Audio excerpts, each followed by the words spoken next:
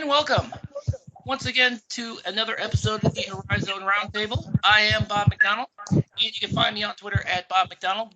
And joining me, of course, is my co-host, Matt Dudek. Hey there, everybody. Matt, of course, you can find on Twitter at Horizon Matt, and you can find the podcast on Twitter as well at Horizon RT.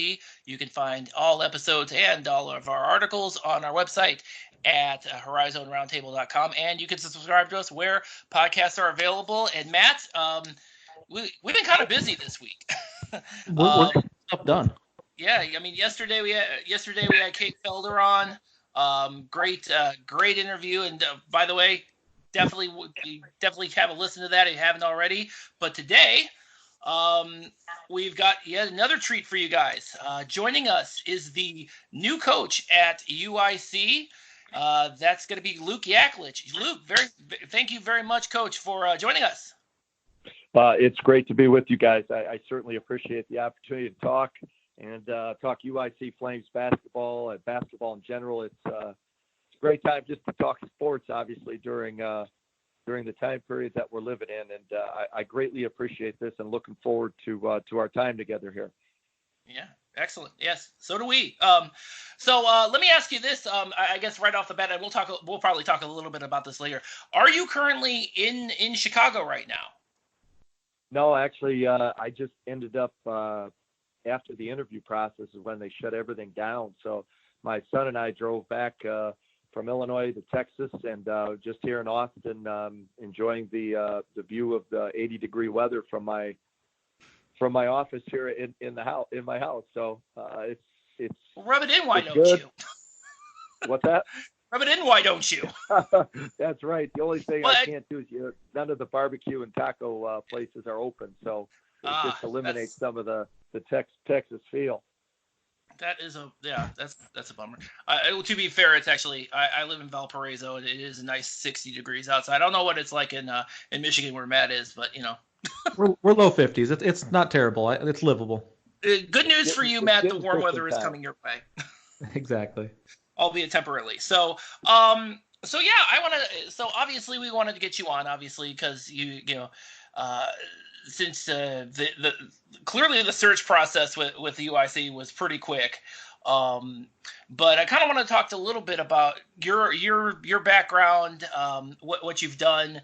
We know a few things, obviously, but you know, we definitely want to fill in the blanks here.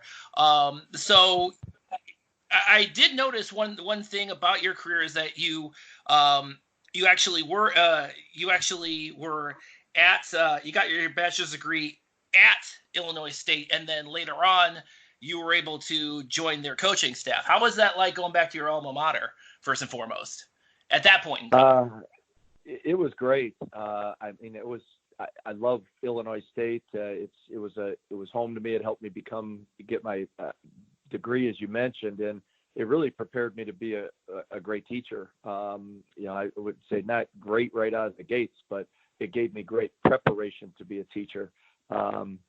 And so I always remember that for that, because I really went there to become a teacher. I ended up being a manager on the basketball team, which was a huge decision. I didn't know at the time, but I ended up working for Tom Richardson, who ended up being a head coach later, but was a high school coach in the suburbs, and got to know him well under Coach Stallings. And then Dan Muller was a player then. We ended up being roommates, and that precipitated the call when I was at Joliet West High School, teaching and coaching there, to come join Dan on his staff at Illinois State. And it kind of just got the ball rolling. You never know the journey that your career is going to take, and life takes its twists and turns, obviously.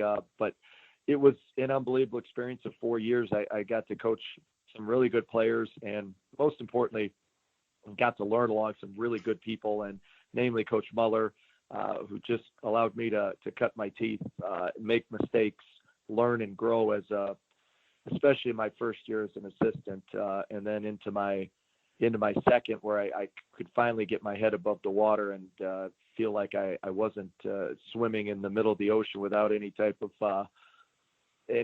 help. I was he helped me a great deal, and is the key reason why I've got into college coaching. Nice. And I noticed too that this is the second time you actually coached at your alma mater, because if I understand it correctly, you also coached at your high school alma mater as well early in your career. Exactly. Yes. Yeah, I love LaSalle Peru High School has a special place in my heart. The entire community. LP High School was really, really good to me. I had just great mentors there. My first athletic director, who has passed away since, Brett Brown, was an unbelievable. Just brought me along as a young varsity coach, trying to figure it out. He really gave me an opportunity, then helped me grow, and just had a bunch of really good teachers there that I had as a student, and then that I later was fortunate enough to call colleague, and it just set me up for success. And then I went to Sterling High School, and again the same thing. Worked with a guy by the name of Bruce Scheidegger, who was the girls coach there at the time, who later would be an athletic director, and he was one of the biggest mentors in my life. And it's been a great journey. But the two places, Illinois State, LaSalle Peru, boy, those two places have a lot of special meaning to me. Nice. So as you move forward, obviously, and I'm sure we'll have quite a few questions about that. You moved from Illinois State, and then you ended up in Michigan. You ended up in Michigan as an assistant under John Beilein, and you were there for a couple of years, right up until he took the job at with the Cavs. Correct.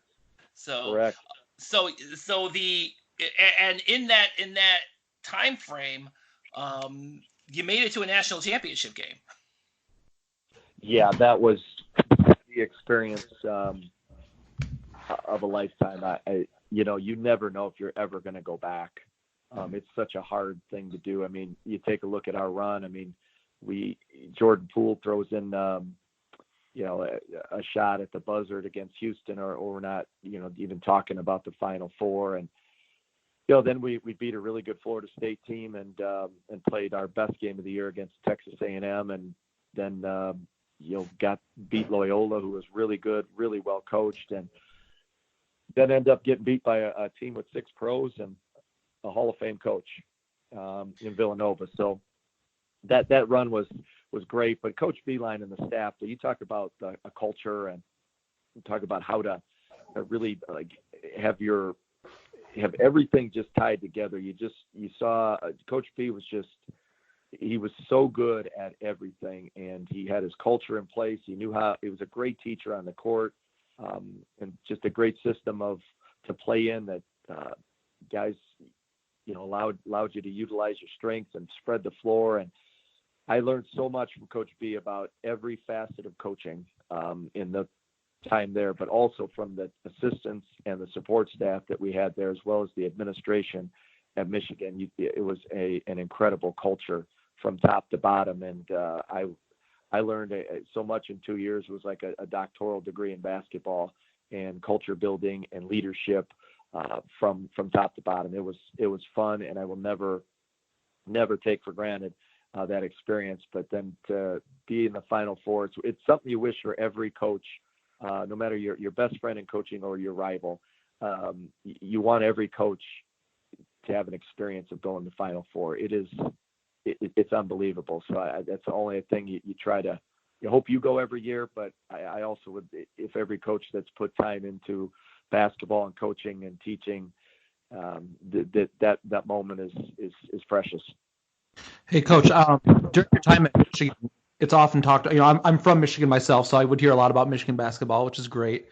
We would hear that you were kind of the mastermind behind John Beilein's defense. Where did that come from? And can we look forward to seeing that at UIC? Are you expecting to bring that with you, or can you just kind of fill us in a little bit on your defensive mindset and the background on that? Yeah. I've always had a defensive mindset as far as just like in an approach and identity in the program.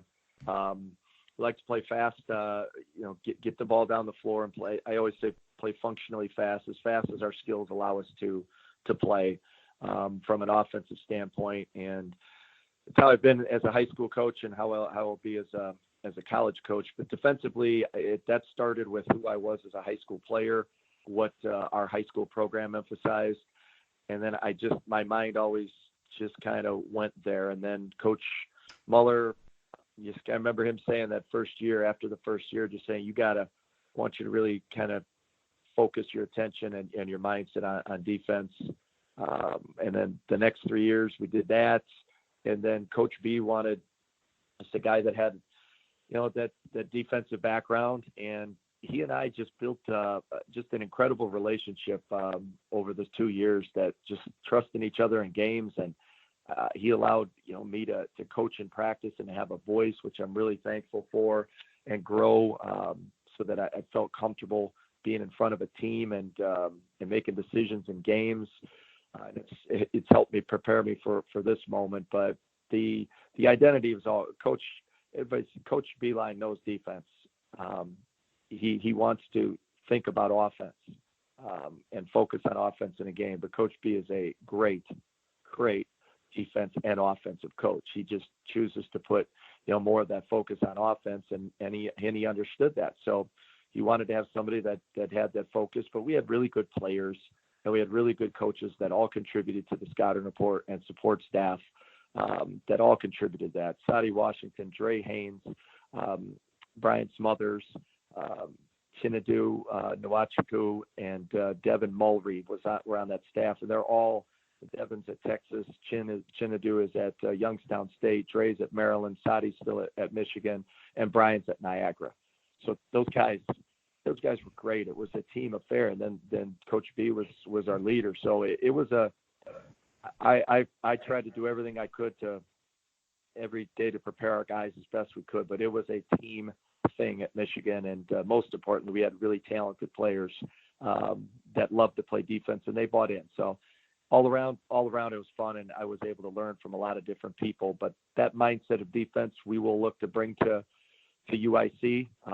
We're gonna value shooting and skill development on offense. I really want to space the floor and play an open style of offense, incorporating a lot of ball screens and playing the way a lot of the game is being played now, with as many skilled players as you can put on the floor. And part of that is our ability to develop them at the same time in practice. So looking forward to that and seeing what the Horizon League has to offer, which is a lot of really good teams, good programs, and a great tradition. So I'm excited to be a part of it and compete against some really good coaches and players in this league. So obviously you were this before you got here. You were an assistant at Texas with Shaka Smart, and if it seems like we're repeating ourselves, you're the second ex-Texas assistant to join the Horizon League coaching ranks. Obviously, yep. Darren Horn is the first over at Northern Kentucky. Have you talked to Coach Horn since getting the job? I have not yet. I've missed him. I reached out. We just missed each other, but we will be talking for sure. And obviously, they had a great year, and unfortunately, weren't able to participate, in the tournament because of obviously what we're still going through today as a society. But great coach. And when I went to Texas to take over the defense, the guys had some great habits. Coach Smart is an incredible basketball coach and even better person. And the things I learned in a year under Coach Smart were invaluable, and it's really just telling. And that's when I walked in that Darren had done a great job with the defense there before I got there, and the guys and recruiting and their mindset. So I know that we'll have our hands full every time that we're playing them for sure. How is that whole dynamic going to be with two guys who used to sit on the same bench and now you're on opposite benches from each other now? Well, it'll be unique. So I'm looking forward to the challenge. All right. So obviously, everything shut down, and you from what it looked like, Texas was pretty well on its way to heading to the NCAA tournament before everything shut down, at the very least. But one of the things that when this position at UIC came up, obviously your roots are very well ingrained in Illinois, but you had mentioned also too that after the interview process, you actually had to drive back down to Austin. Yeah. So given kind of the situation, how was that? How how did that whole experience? How did that whole kind of process kind of? Uh, how was that? What was that like in the face of everything that we're looking at right now with all the shutdowns and social distancing? How did that kind of compare to some of your other interviews in the past? It was unique, to say the least. But it started with a phone interview, and our athletic director Michael Lippitz, who's just really, really bright and hardworking. Athletic director that has a vision for UIC that I immediately looked at and said, this is something I want to be a part of. And we kind of went from the first phone interview, then got a call back, say that have a chance to sit down face to face before everything shut down. And then after that, it was another Zoom interview, because then everything had shut down after that. And we did a Zoom interview, and then a couple of days later was given the opportunity to say yes. And I was screaming in the phone with my son in the car. It was a special moment for sure when I got that call, and I'll never forget it. I haven't stopped smiling since. And this isn't work. I get to do what I love, and it's busy, it's fun. There's lots of stuff going on, but it's a productive, busy, and a really, really, really something that I've worked hard for my entire career, and looking forward to building this program and be a part of a great university. Yeah, and the one as a follow up to that, obviously, as I saw this tweet, either you or the UIC account tweet out the setup that you had to put together for the virtual press conference. Yeah, that must have been something, and I think you're kind of in a unique situation, because you're probably one of the few you're probably the first coach in this whole coaching carousel this time around that's had to. That you were, I don't want to say you were a guinea pig, but you might have been in terms of getting all the cameras and everything all set up and everything. Yeah. It was, my wife did a great job, Amy, helping set everything up. And, our sports information director, Dan Wallace, is incredible. And how he managed everything and set everything up was awesome. And there's some unbelievable professionals at UIC that I've worked with so far that I'm excited to work with even more. And that was all part of it. And we did it well. And now we're moving on and getting a hold of recruiting and doing everything we can to put together the best team we possibly can and build a program. Mm-hmm. And obviously you've wasted no time picking up your staff. I did want to ask, what was the appeal to this job, other than, like I said, obviously your roots are definitely within Illinois. So what was kind of the thought process when you're looking at this and saying, yes, I'm interested in this job, I want to go for it, no question? Well, yeah, this was an absolute no-brainer of no-brainers. I had looked at this as when I was a high school coach, it was just not knowing what it was like to be a Division I coach at all. Looked at UIC, it's this nice place. Went up there as a team camp and knew it was a good university. We had kids from Joliet West that had gone to UIC, and it was just something that was always just in my mind. We went to team camp there, so we played them when I went to Illinois State, and I just knew that I love Illinois basketball from a state standpoint. Illinois high school basketball has been in my blood. So when I looked at this and had spent time in Chicago coaching AAU and getting to know a lot of the coaches in the city and then the suburbs and competing when I was at Joliet, I want to be a part of something where you can build a great basketball program. Kids can get a great education there, and that you can be equally as important. And that's really, really what drew me there. And then talking through with the administration and finding out their vision, and everything just aligned, and really felt great about it. It was just one of those that I absolutely knew right away, man, I really want this job.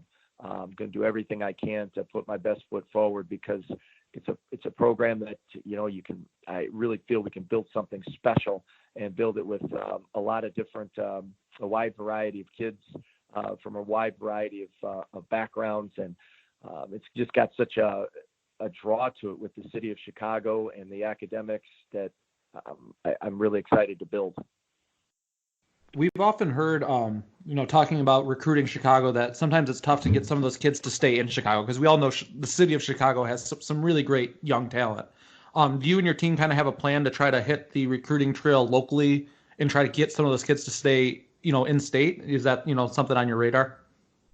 Oh, for sure. Yeah. I mean, there's Chicago speaks for itself. The suburbs speak for itself when you're talking about basketball talent. So yes, we're going to work really hard to develop and then continue to maintain the relationships that we have. I just want to create a program that Chicago can wrap its arms around a little bit and say, man, that's a good brand of basketball over there. And, you're not going to get every kid in Chicago to play there. It's not always going to fit on both ends, but we're going to work really hard to recruit the city of Chicago, the suburbs, and the state of Illinois as best that we possibly can as a staff, and make sure that everybody knows that UIC has a great program. We're going to focus on skill development, and we're really going to dive into embracing the city. So, the recruiting piece of that is huge. We do want a local flavor in there, so people can come out and watch kids from local high schools, whether it's the Chicago Public League or surrounding suburbs or somewhere else in the state of Illinois. They can look at and identify with that. So really important to me. Can we also expect to see your son potentially joining you there? Yeah, we'll have to see about that. He'll have to, you have to earn that one. I like that response. That's good. So, in terms of your coaching staff, obviously, you have some experience there. Specifically, D. Brown. He's back he's actually a former UIC assistant who was at Illinois, and now he's back at UIC with you. How important was it to have somebody who kind of knows the ins and outs, not just of the recruiting landscape, but UIC itself? How important was that to get him on board? Well, it was really important just to put together a staff of hardworking, positive energy, family-oriented coaches that are really passionate about teaching and coaching, and have a well-rounded skill set. And when I started talking with Dee on the phone, it's just his energy, his love of the city of Chicago, his desire to create a winning program and build. It just came through and through. And we ended up talking 3 times on the phone before we got together, offered him the position, and he accepted and was excited. So to have our whole staff, Coach Erickson, Coach Beasley, and Coach Brown, we've got a really good staff that works really hard, that's going to be really good at developing relationships with kids in the recruiting process, but most importantly for our own players when they're on campus, of being intentional about mentoring our guys and helping them get a degree, helping them grow as students, athletes, young men, basketball players all around. We want well-rounded young men by the time they leave UIC, and he's going to play a huge role in that, and obviously just has a recognizable face throughout the state and in a lot of the country. And then when his personality then comes out, people remember him even more with that. And Coach Beasley's the same way. He has that Butler tie with the Horizon League and played in Illinois, and his experience winning at a high level. He loves teaching and coaching. And then Coach Erickson from out east he's at 19 years in the business and really has been a part of Iona's resurgence in their program building, was in the process of rebuilding Bryant. And he's got just a wide array of recruiting experiences as well. So it's a great staff, looking to put our support staff together, but it's fun. It's really fun. I'm looking forward to digging in. Yeah.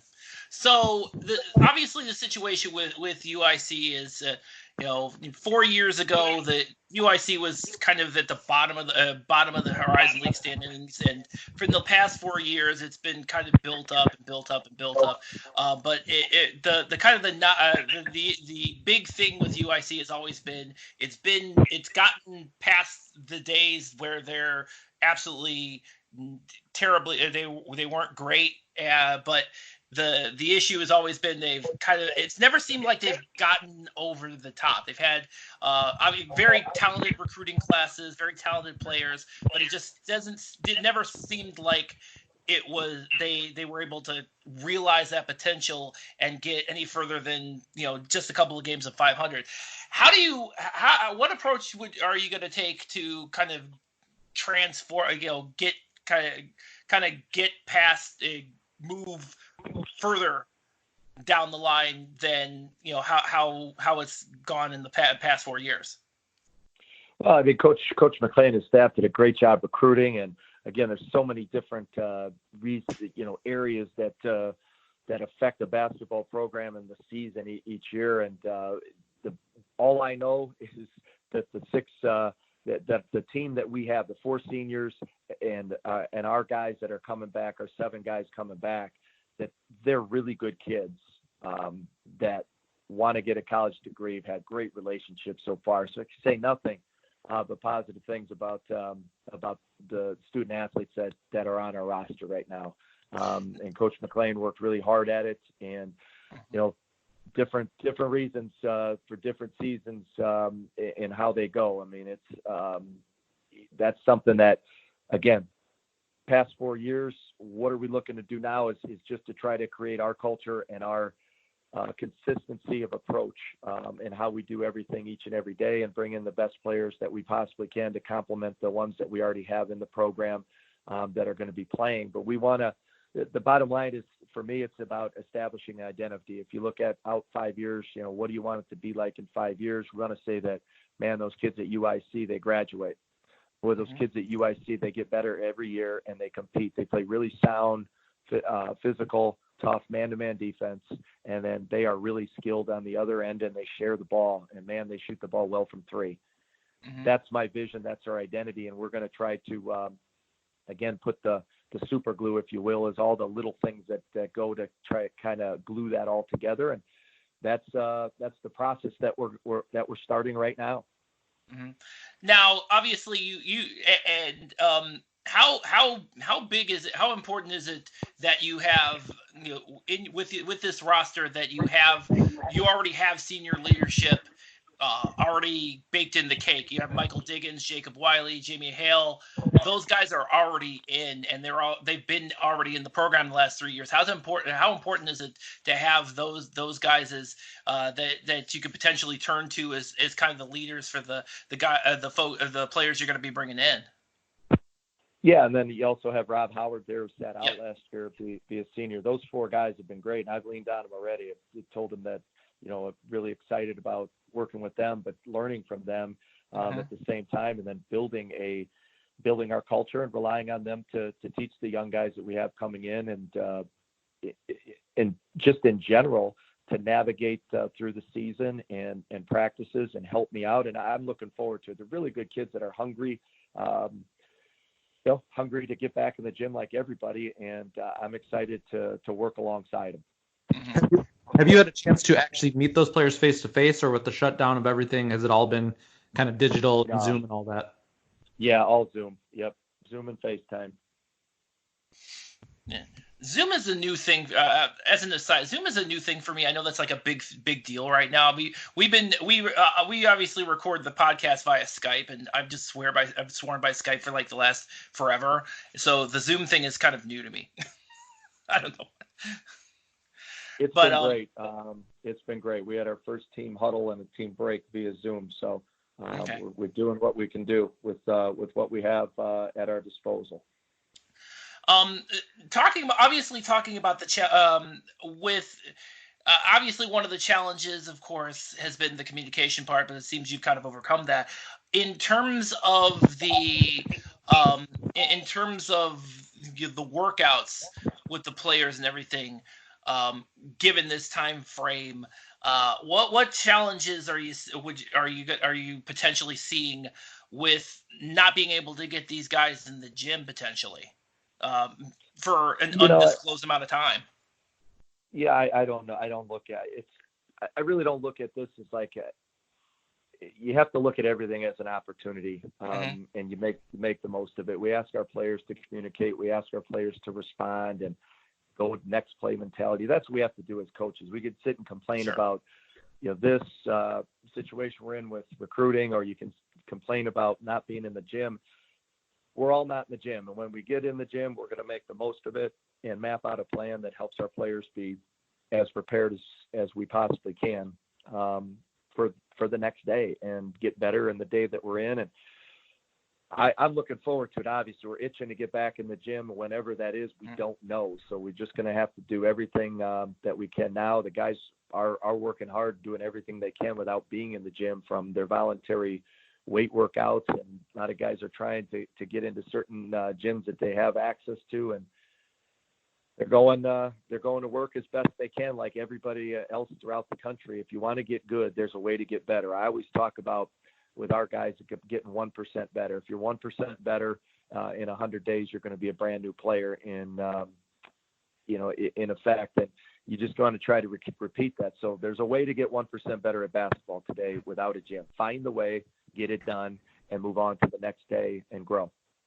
Okay. Hey, Coach, I'm wondering, can you give us an idea of what we can expect to see from you on the sideline? You know, the Horizon's got a bunch of different characters. You know, you've got Greg Campy at Oakland, who I know you're somewhat familiar with. He's one of the biggest characters you'll ever come across. What can we expect to see from you on the sideline? Like, what's your demeanor going to be like, do you think? Well, I mean, I'm intense and positive. It's not gonna. I'm not a. I learned again. Just Coach Muller, Coach Beilein, and Coach Smart. Like, I was probably, as a young high school coach, like many, too emotional, and about calls, about reactions, and I've learned a lot. I'd like to tell some of my former teams probably sorry for some of the things that the way I coached at times. But Dan and Coach B and Coach Smart all had a very professional demeanor on the sideline. And we're going to do our work in practice. We're going to get after it. We're going to be intense, but I'm going to be positive. And the last thing I want with players is to look over at the bench to see what the reaction of the head coach is. That's not a great way to play. It's not how I want to coach. So we're going to be intense, positive, encouraging, and making sure that I'm doing my very best to stay in the moment so that I can make the necessary adjustments to help our players execute to the best of their ability, and our staff put them in position to execute according to their talents and the game by game that we can. That's my job. Be fresh minds, fresh legs on game night, and then teach them and train them and prepare them to execute what's going to happen, and then help them adjust throughout the game. That's coaching to me, and that's kind of the way I want to be portrayed and to portray myself on the sideline. Mm-hmm. So obviously, in terms of recruiting, now correct me if I'm wrong.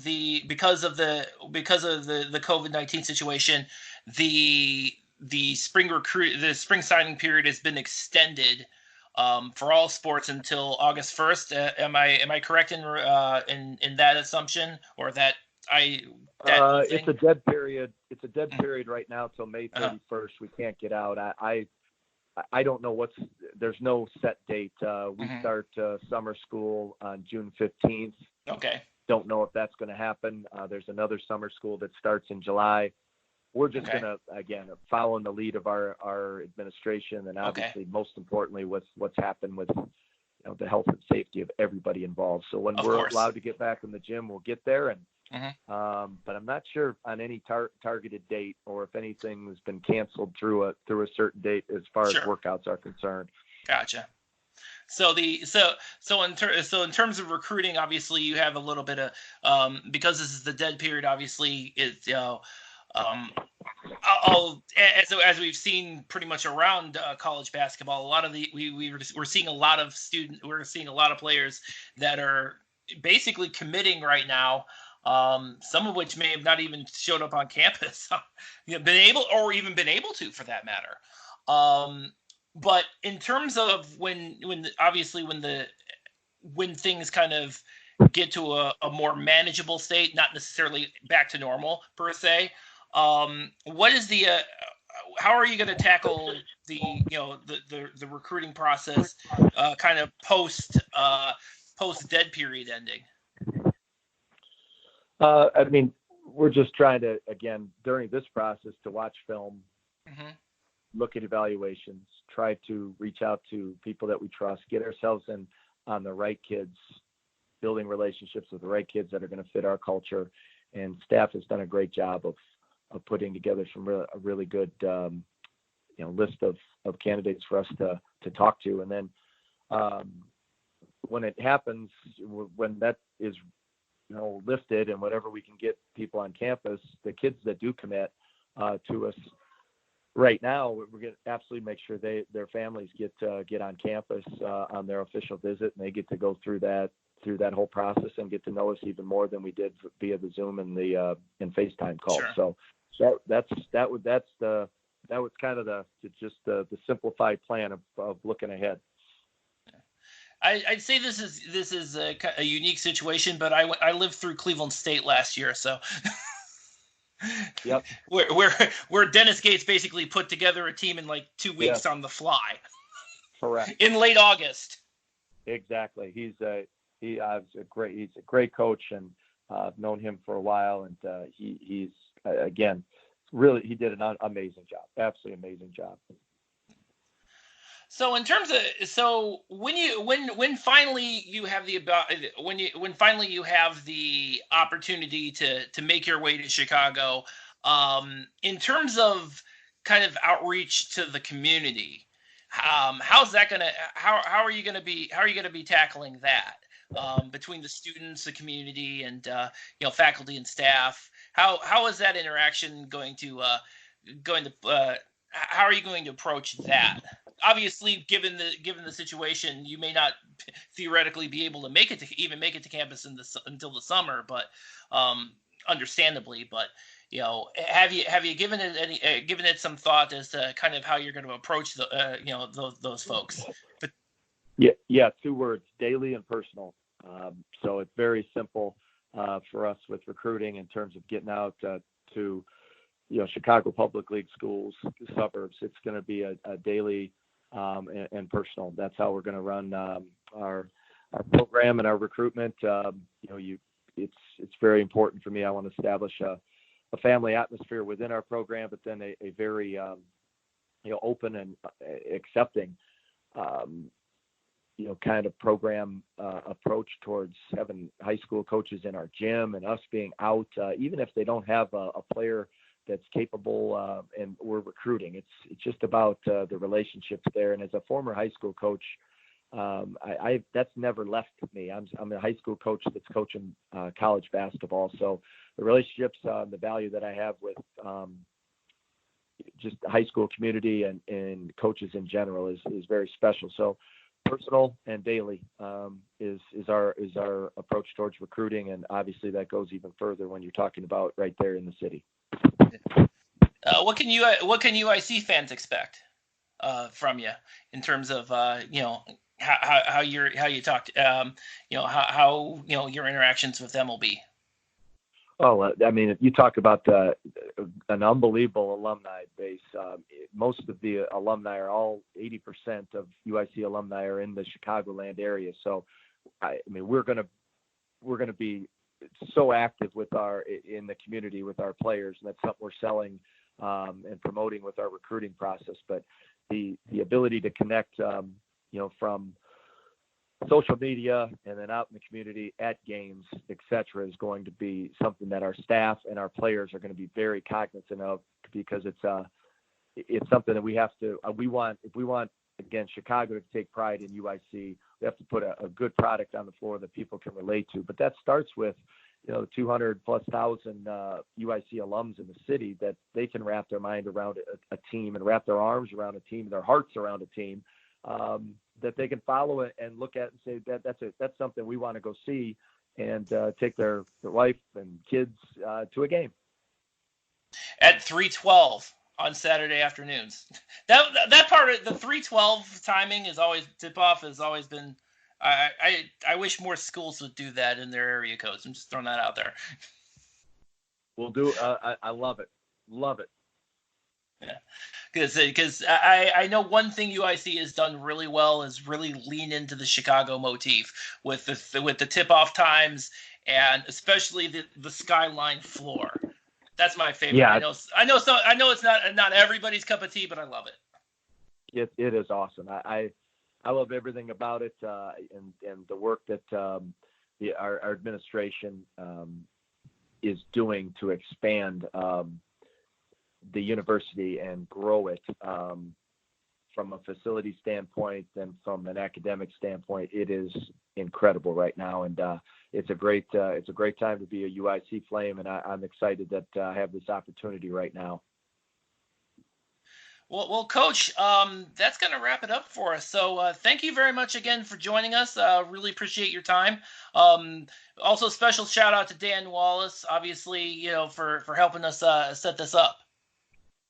He's incredible. Yeah, shout out to Dan. He's been helping me every day throughout this process. So I can't say enough about him, and really looking forward to working again with everybody at UIC, but then working with everybody in the community. And I'm excited to be on the show today. Appreciate you guys taking the time to have me on there and talk UIC Flames basketball and basketball in general. You guys did a great job and appreciate it. Looking forward to listening to you and looking forward to meeting you guys in person.